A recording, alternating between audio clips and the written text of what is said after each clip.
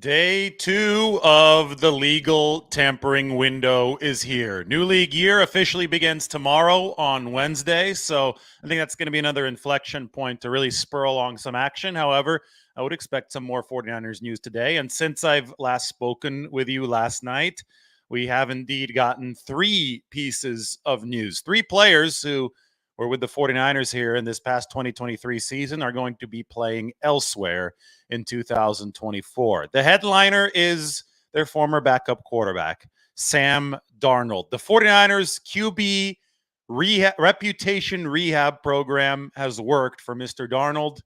He's signing with the Minnesota Vikings for $10 million in this 2024 season, presumably to be the successor to Kirk Cousins, who signed for $45 million annually with the Atlanta Falcons. So, this is a good setup for the 49ers if they can keep it rolling. They obviously have a top-end quarterback in Brock Purdy, and when you have that, then you also want to have depth, but you can use the fact that you have such a good QB1 and you have the reputation of being able to develop quarterbacks with Brian Griese and Kyle Shanahan. You can use that to incentivize talented QBs to head into your building for a year and rehabilitate their reputation.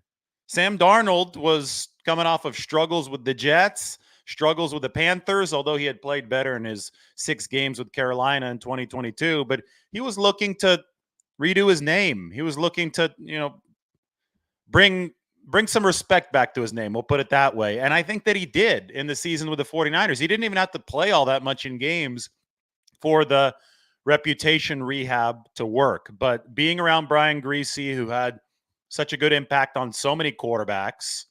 Brock Purdy obviously headlines the list, but Jimmy Garoppolo played good football under Brian Griese. Thought that Trey Lance really progressed under Brian Griese over the time that we saw him in practice. The fundamentals got so much better within the context of the 49ers pro-style offense. I mean, there was serious success for all these QBs in the 49ers current structure, and I think that the fact that Sam Darnold was in that structure for a season, was absorbing information from Brian Griese, absorbing information from Shanahan, playing next to Brock Purdy, and then obviously competing and beating out Trey Lance. I think all of that helped bring Sam Darnold's stock back up.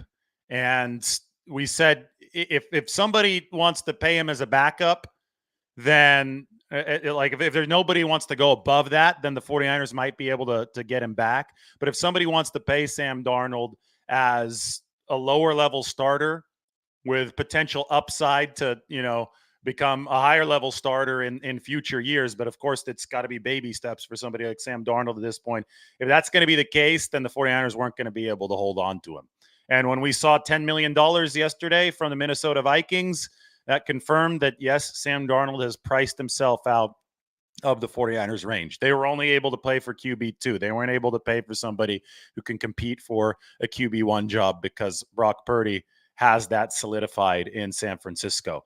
Last year, the cap hit for Sam Darnold was around $5 million. I forgot exactly how much it was, but if you're talking about $10 million with the Minnesota Vikings, it's going to be much higher. I believe Minnesota has pick number 11 in this draft. They can choose to go to a QB with that first pick. Sam Darnold can be a bridge guy. Again, it's baby steps. It's a 1-year deal for Sam. First, he needs to prove that he can handle that QB1 role before he gets a longer contract, but he's still a fairly young quarterback. He was able to do the work that needed to be done to rehabilitate that image in the year with the 49ers. And we will see what is next for Sam Darnold in Minnesota. Gets to throw to Justin Jefferson. Kevin O'Connell, one of the brighter young minds in this game, is his coach and the play caller. So it will be interesting times indeed following that season in San Francisco for Sam Darnold. Late last night, Javon Kinlaw, the 49ers 2020 first-round draft pick, signed with the New York Jets. I have a couple thoughts about this signing. First off, Jets head coach Robert Saleh was the 49ers defensive coordinator back in 2020 when San Francisco drafted Javon Kinlaw. And Saleh was very, very excited about Kinlaw when that pick was made. Obviously, Saleh's been with the Jets since 2021. Now he gets to reunite with him. A lot has happened in between the time that Saleh was on the 49ers staff and the team drafted Kinlaw and now, with Kinlaw signing with New York. And a lot of what's happened has been bad news for Kinlaw as far as injuries. That being said, despite the horrific journey that Kinlaw had to endure, the big time knee injury in late 2020, all the setbacks after the surgery in 2021, it was a tough road. Kinlaw was finally able to put together a full season of work. He didn't get hurt in 2023. He proved to be durable enough to survive an NFL marathon. And his best football came at the end of the journey. He had some big stops, including a huge third down run stop in the Super Bowl. He had his best season pass rushing in 2023. Everybody talked about Javon Kinlaw in 2020 as somebody who was just a monolith that would be naturally good against the run, but he had to develop as a pass rusher. Ironically, by the end of his time with the 49ers, Kinlaw was a better pass rusher than run stopper, but he started delivering against the run too. I think he started reading keys a lot better at the line of scrimmage. He was all about penetrating, which is what Chris Kocurek teaches, right? It's fire off the ball first and then figure stuff out later. This is not a read and react defense. This is a defense where you want to get off the football. So Kinlaw took that to an extreme earlier in his time with the 49ers, even earlier in 2023. And I feel that his aggressiveness caught him out of position many times, but he started to really get a feel for what he needed to do cerebrally as the season went along. And he started to really feel opposing run games. The pass rushing skills got better and better as time went along, but also just his sense of presence against the run got better and better, to the point where he earned some money with the New York Jets. We don't have the details of the contract yet with the New York Jets, so it's going to be interesting to see what exactly it was, because the 49ers are in a position now where they're going to have to replace a lot of snaps on the defensive line. In fact, this is even worth me opening up the 49ers depth chart, because you're going to see right here that there are a lot of spots that are vacant, and they're not going to be getting Javon Kinlaw back to fill them. Eric Armstead, I have shaded in orange because based on what we've heard, this is likely headed toward a release, although it hasn't been finalized yet. Oh, this is last season's depth chart. Sorry, wrong one. Got to go to 2024. This is to build your roster. This one's a lot more sparse because obviously there are fewer people under contract for 2023, still 29 roster spots left. But as you can see here, Armstead, I've got him shaded in a color that indicates that he might be on his way out. Javon Hargrave, that's the big money guy on the inside. But then, there is no Kinlaw here, somebody who had 500 plus snaps last season. There may not be an Armstead anymore next year for the 49ers. Somebody had 600 plus snaps last year. There's no Kevin Givens here. He had 400 plus snaps last year. Kalia Davis, stand up. Might be your turn. But I think the 49ers, there's a lot of defensive tackles out there. And I think that they're going to make at least a couple signings at that position.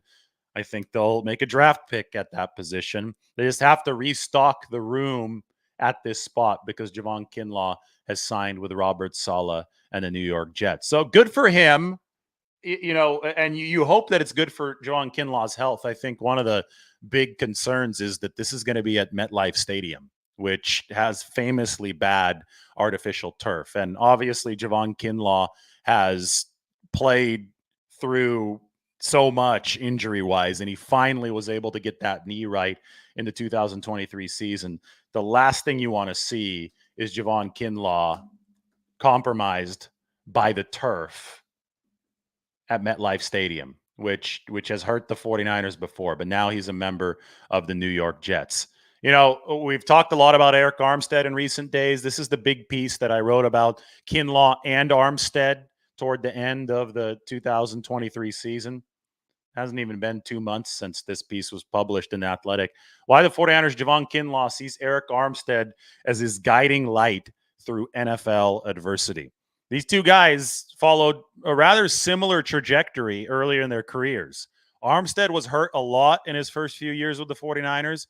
Kinlaw with a similar body type. I mean, these are both tall defensive linemen who are still able to play on the inside because they're good with leverage. You don't see that all too often. Guys with this kind of length being able to play in that phone booth inside just isn't common.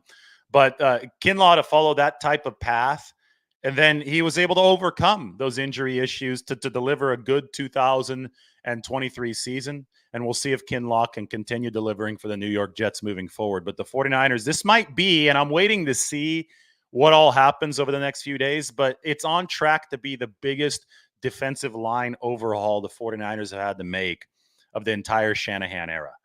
I think that by the time the dust settles here, the 49ers will have to replace more snaps than they have in any other year. I think the previous high water mark, once I do the research, will be 2019. That was the year when they added Nick Bosa. They added D Ford. There definitely was some turnover, but they carried over Armstead and Buckner from 2018. I think that the turnover this year is going to be substantial. Obviously, you keep Nick Bosa, you keep Javon Hargrave, but outside of that, I mean, Clelin Ferrell, that's my next piece of news. He's left to the Washington Commanders. He's signed with Adam Peters and the Commanders, the former 49ers executive who's now the GM over there in Washington. And Ferrell gave the 49ers some valuable snaps last year. He wasn't a great pass rusher, but he's set a decent edge against the run. Then he had to undergo knee surgery, so the 49ers didn't have him for the playoffs. I think they suffered without him. And you saw what edge setting meant to this defense. It's not an easy skill, especially when you're out there on an island in a wide nine. So Ferrell, former first-round draft pick, just like Javon Kinlaw, he heads to the East Coast. Both of these guys are gone. They're both rotational pieces for the 49ers. On the outside for Clelin Ferrell, on the inside at that defensive tackle spot for Javon Kinlaw, the 49ers are going to have to replace them. I'm going to break this down by snap load. I did this last year. I do this every year, actually, heading out of free agency into the draft. I look at how many snaps the 49ers had along the defensive line, how they're divvied up in between different players.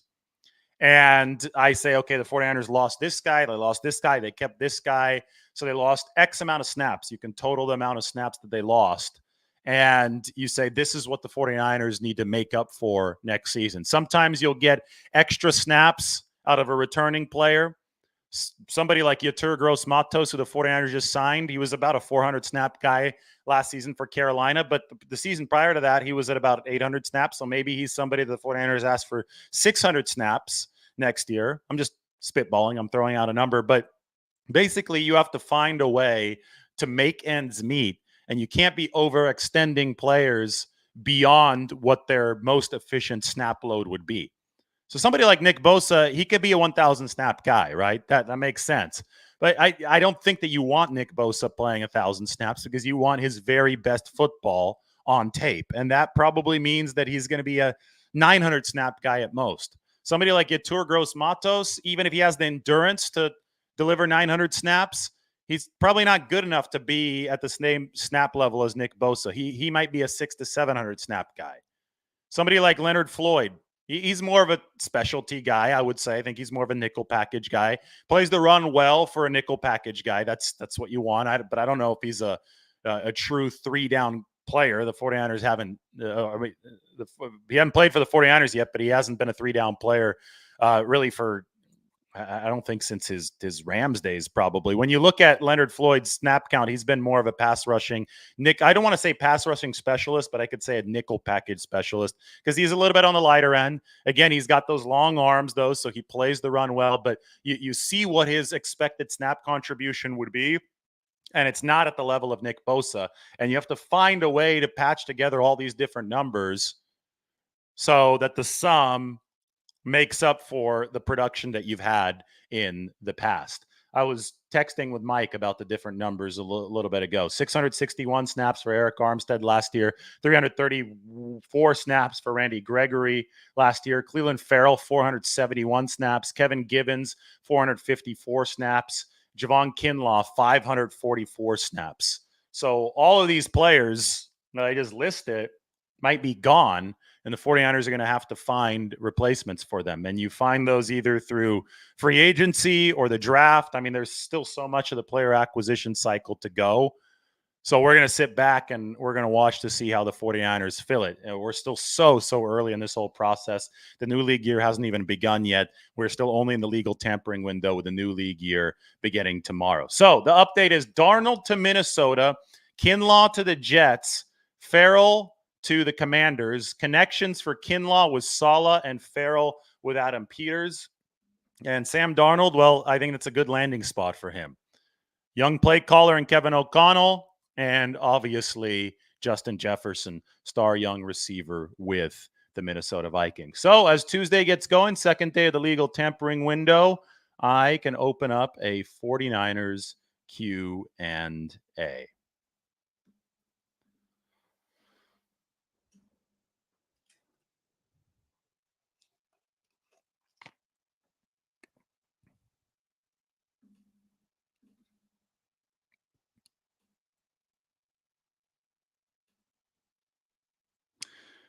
Yep, Joe Mixon just got traded to the Texans and that former 49er staff. I saw that.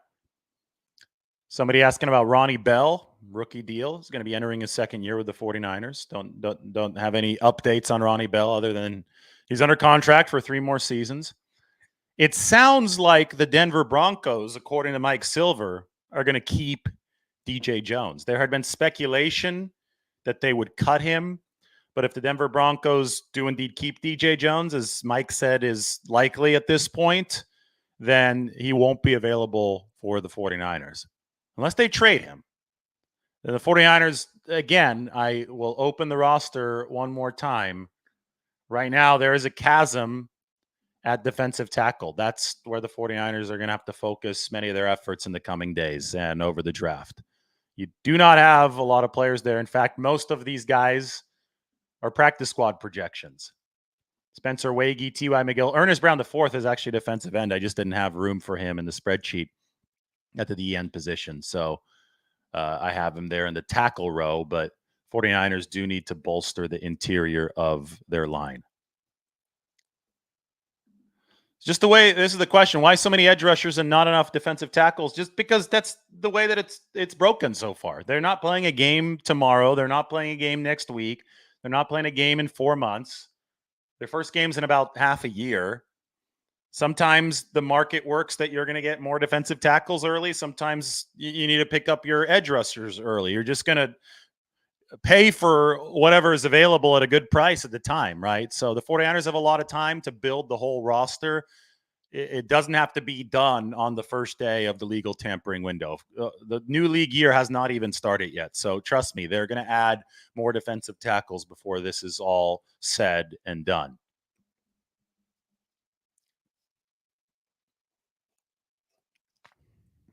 Mike points out that it all goes in waves. The run on defensive tackles hasn't happened. And that's true. Sometimes one player will sign at a specific position, and that will cause the market to accelerate at that position because you set a price. There's a parameter in place, and then you could base the prices of the other players off of that one, either lower or higher, depending on the statistical production, the age, or the injury history and status of a particular player.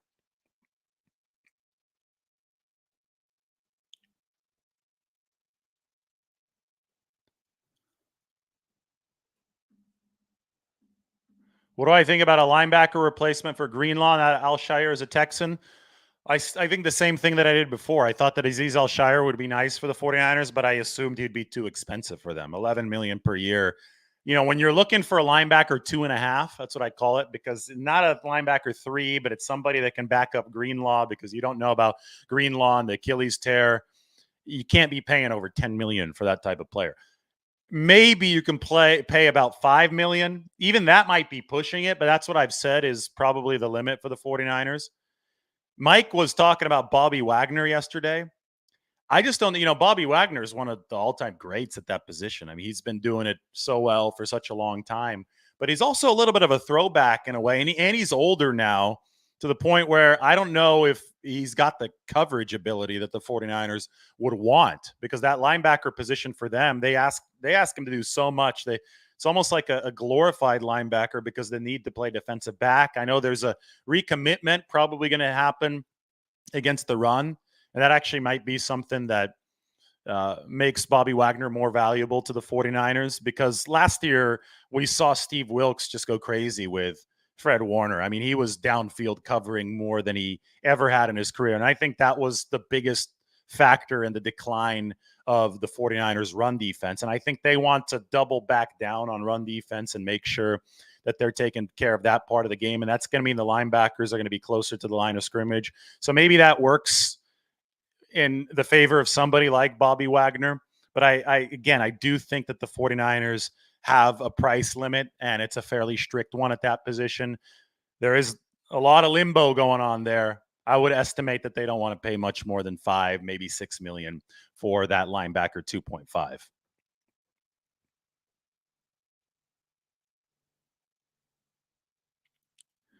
Yes, the 49ers will need a return man. Maybe that it works hand in hand with the nickel position. I think they need another defensive back. Defensive backs are obviously players that are very often return men. So potentially you can kill two birds with one stone there. They did it with Ray McLeod last year, or the last couple of years, who was both a return man and an offensive weapon. Maybe you could do it in the opposite fashion this year, where you take a defensive back who's also a return man.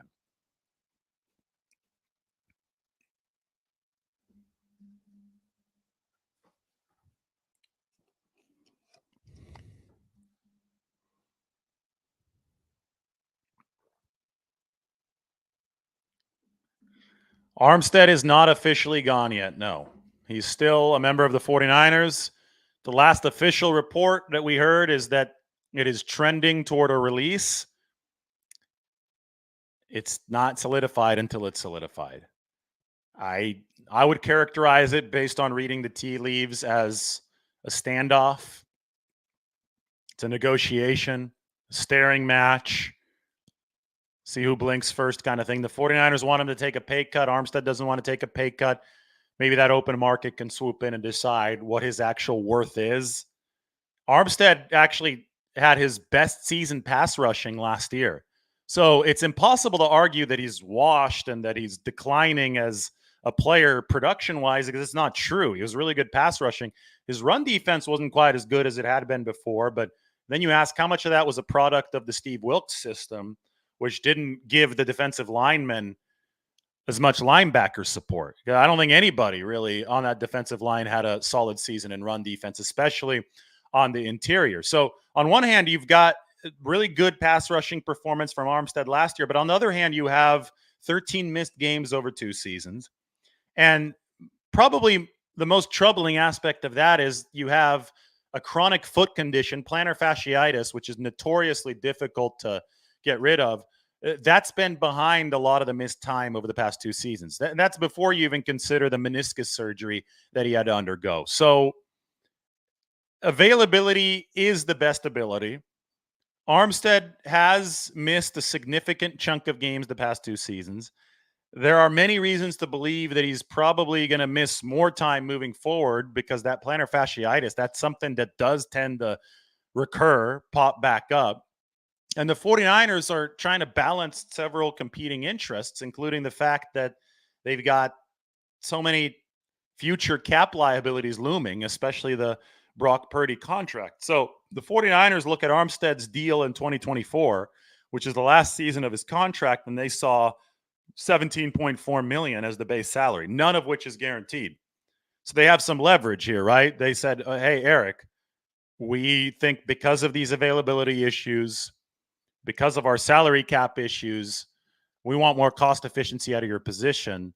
Would you take a pay cut? Eric Armstead said no. So the 49ers said, well, we're not willing to employ you at $17.4 million this year. So the last that we heard is that both sides were trending toward that release. Armstead would rather take his chances on the open market to see if there is a team that's willing to pay him $17.4 million or something close to that. What was the 49ers proposal? I don't know. I saw that they paid Leonard Floyd $10 million per year last year. Would $10 million be fair for Eric Armstead? You can ask yourself that. Would Eric Armstead command at least $10 million from a team if he went onto the open market right now? I think that's the operative question. How much would Eric Armstead command from one of the other 31 NFL teams if he went onto the open market right now? What kind of deal would he get? Considering the fact that he had a great season pass rushing, wasn't as great against the run, has been a staple in the NFL for several years, but is now dealing with plantar fasciitis in his foot, coming off of knee surgery. Obviously, is 30 years old now and has missed 13 games of the past 2 years. What kind of deal would Eric Armstead get in that environment? And I think it's a tricky question. And I think that's why there's a contract impasse right now with the 49ers. That's why they're in this standoff right now, because Eric Armstead believes that that number is higher than whatever number the 49ers floated to him as part of that pay cut. You could understand and see both sides of this argument. So if this is taken to the open market, that's why I always say you can never say never. There's a chance that the 49ers offer is more lucrative than the open market's offer. Plus, with Eric Armstead, he's from Sacramento. He's got a new family. They're all in the Bay Area. He does amazing community work in the Bay Area, mainly in Sacramento. There probably are a lot of incentives off the field, away from the building, for him to want to stay in the Bay Area. And then there probably are a lot of incentives for Eric Armstead to want to stay with the 49ers. He's got a great relationship with Chris Kasarik. He credits Chris Kasarik for completely turning his career around after that 2018 season when Chris Kasarik came in. I wrote about that in this piece. This is the big feature with Armstead and Javon Kinlaw. Got very, very deep into the weeds with how Chris Kasarik came in, believed in Eric Armstead after that 2018 season. He came in 2019, and then Armstead delivered 10 sacks and earned his big contract, earned that $85 million contract following that 2019 season. So I think there's a lot of incentive on both sides for the 49ers and Eric Armstead to run this back one more year. There's also a lot of incentive from the 49ers side to lower his salary just because of their really crowded cap situation, all the payments they're going to have to make moving forward. And it just depends on what wins out here. If Eric Armstead doesn't want to budge because another team is going to offer him more money than the 49ers if he is released, well, that may be the path that he decides to take. So it's a business, and we will see how it is all resolved.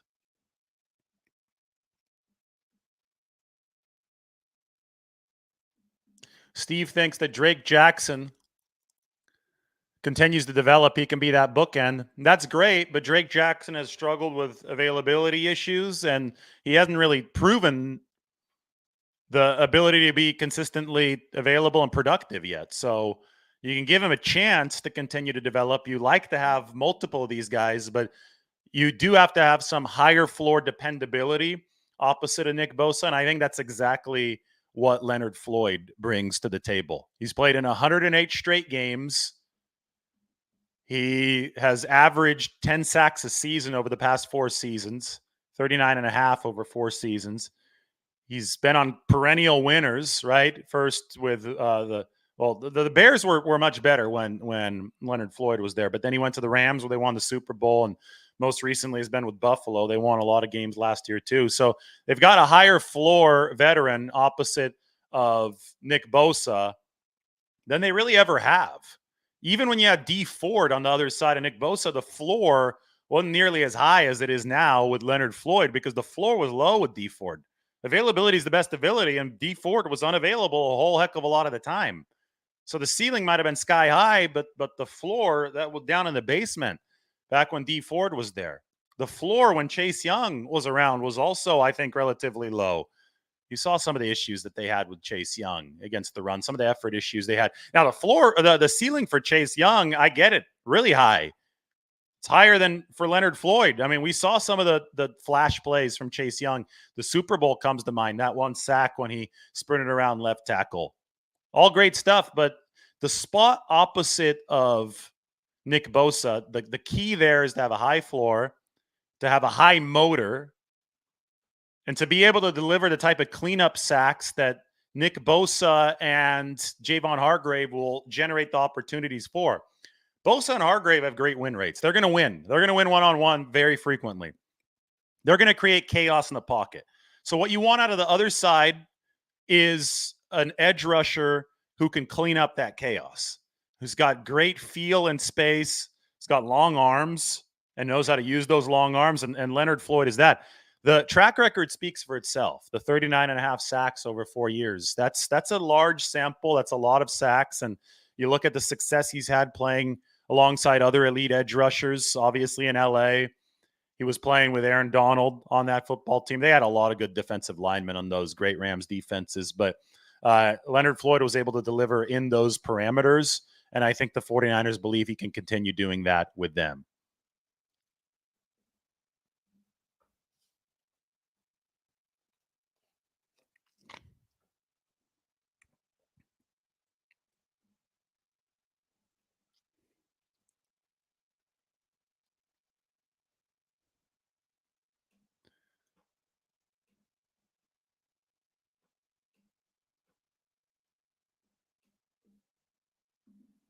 We will see more D-line signings. The 49ers operate in waves, not on the backs of starters. Chris is successful in turning around players' careers. Yeah, I mean, Chris Kasarik earned Clelin Ferrell some money. He earned Javon Kinlaw some money. He earned Eric Armstead a lot of money.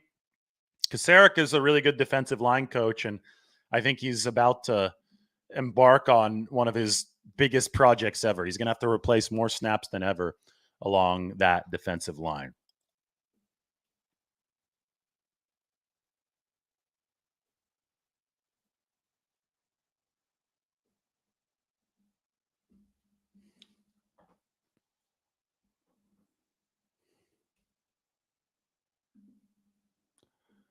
I expect small contracts along the offensive line in free agency. I thought if the 49ers were going to take a bigger swing, it would be on one of the top names, but at a better rate than what we've been seeing. I talked about Robert Hunt. I think he's a fit for anybody. He was a fit with Miami, but Robert Hunt ended up making $20 million a year on his new deal with the Panthers. I mean, just the guard market is overheated. The Rams, I mean, everybody talking about the Rams, and I mentioned it yesterday. Kevin Dotson ranked number 20 out of 51 guards in pass blocking efficiency this past season. And people are acting like the Dotson re-signing, like this was some kind of top 5 guard. I mean, he's a big body. I think he's good in the run game, but he's not an overwhelming pass blocker. And then you had Jonah Jackson on the other side. He ranked down in the 30s, like below average in pass block efficiency for Detroit last year. The Rams paid both of these guys about $16 million annually. To me, that just shows you that plus the Robert Hunt at $20 million just shows you how wildly expensive the guard market is right now. And the 49ers have really never paid for guards. They drafted Aaron Banks in the second round. That was the biggest investment we've seen at the guard position. That was back in 2021. But they've generally tried to go at more bargain rates. And you know what? They have seen some success with that. John Feliciano took over for Spencer Burford last year and played very well. We'll see how much Feliciano signs for. I think the 49ers are trying to bring him back, but he might be trying to ride out that overheating guard market. So you got players like that have done a good job filling that spot. The problem is that Feliciano got hurt in the Super Bowl and then went back to Spencer Burford, who really struggled. And that Spencer Burford committed some of the biggest errors of that football game. To me, the issue on the 49ers offensive line is a twofold one. It's at right guard and it's at right tackle. Feliciano did a good job plugging the hole at right guard. I thought he made that position acceptable for the 49ers. The level of play worked at that spot. But when you had the injury to Feliciano forcing Burford back in, combined with Colton McKivitz at right tackle, who to me is a swing tackle level player. I think you definitely want him on your roster. I think they got him at good value in the extension that we talked about on Friday. But I do think that you need a higher ceiling at your right tackle spot. And I think that addressing both parts of that problem are the way forward, or is the way forward for the 49ers. So we'll see who they re-sign or sign for the right guard spot. A big money guy would have been great at decent value. I don't know if there was decent value. $20 million a year, it's wild, even for somebody like Robert Hunt. And I think that it's just hard to find available tackles without massive red flags. Like somebody like David Bakhtiari's just been hurt over the past 5 years. I know he's played at the other side for Green Bay, but he's available because the Packers are going to release him. But it's just hard to find guys like that in free agency. Teams don't normally let them walk. So I've always looked at the draft in this season, this 2024 draft, as the 49ers' likeliest spot to really start the succession plan for Trent Williams. There's a lot of good, potentially available tackles in this draft. Maybe the 49ers have to trade up a little bit to get these guys. But you could start, if you do that, you could start thinking about the succession plan for Trent Williams, who's 35 years old, and you can maybe even plug and play with somebody on the right side to bump Colton McKivitz down into a swing tackle role. We'll see what the plan is for the 49ers, but to me, that's always made the most sense. All right, everybody, thanks for joining on this morning. I'm sure another busy day is coming up. Day 2 of the legal tampering window with a new league year beginning tomorrow. Quick recap: Darnold to Minnesota, Javon Kinlaw to the Jets, Clelin Ferrell to the Commanders. We'll talk to everybody very soon. Why don't you all go out and enjoy your Tuesday?